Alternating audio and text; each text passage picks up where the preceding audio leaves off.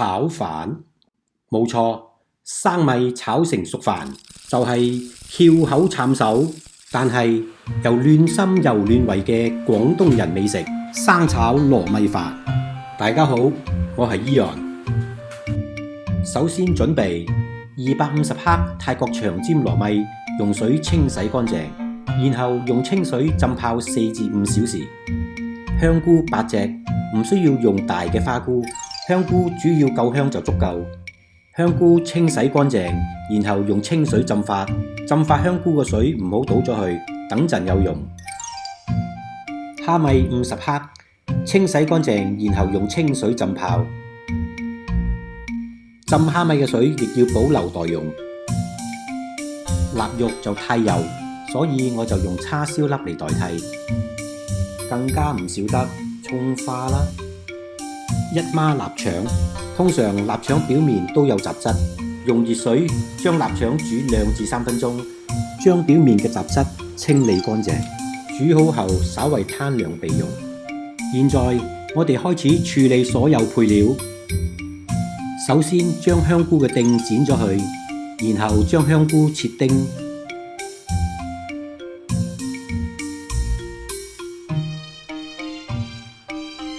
將浸蝦米嘅水倒出嚟備用。將蝦米稍為切碎，但係唔好切得太碎，因為太碎會冇晒口感。跟住將啲臘腸切丁。臘腸煮過之後會變得軟身，切嘅時候就會得心應手，咁就唔使怕切到手啦。而家我哋準備湯同調味汁，將浸香菇同蝦米嘅水混合一齊。浸香菇同蝦米嘅水150毫升，加入100毫升嘅雞湯，半湯匙嘅蠔油，2湯匙生抽，半湯匙老抽，然後攪拌均勻。接落嚟係煎蛋皮做蛋絲，雞蛋2粒。咦，唔同色嘅，冇乜所謂啦，反正都係蛋。然後將雞蛋打散，將鑊燒熱落油，倒一半蛋漿，將蛋漿平均咁喺鑊面度鋪平，將兩面煎至金黃色，將煎好嘅蛋皮捲起嚟切絲，鋪或幼，適隨尊便。將浸泡好嘅糯米瀝乾水分。燒熱個鑊落油，油落多些少冇所謂。先將蝦米爆香，然後加入臘腸一齊爆炒，咁樣可以將臘腸裏邊嘅油釋放出嚟。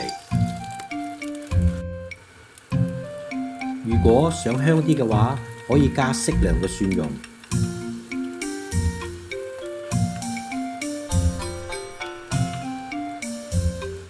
再加入香菇，一齊翻炒，等香菇吸收翻啲油，等陣炒嘅時候會事半功倍。然後將火力調細，加入瀝乾水嘅糯米翻炒，最緊要記住全程用細火嚟炒。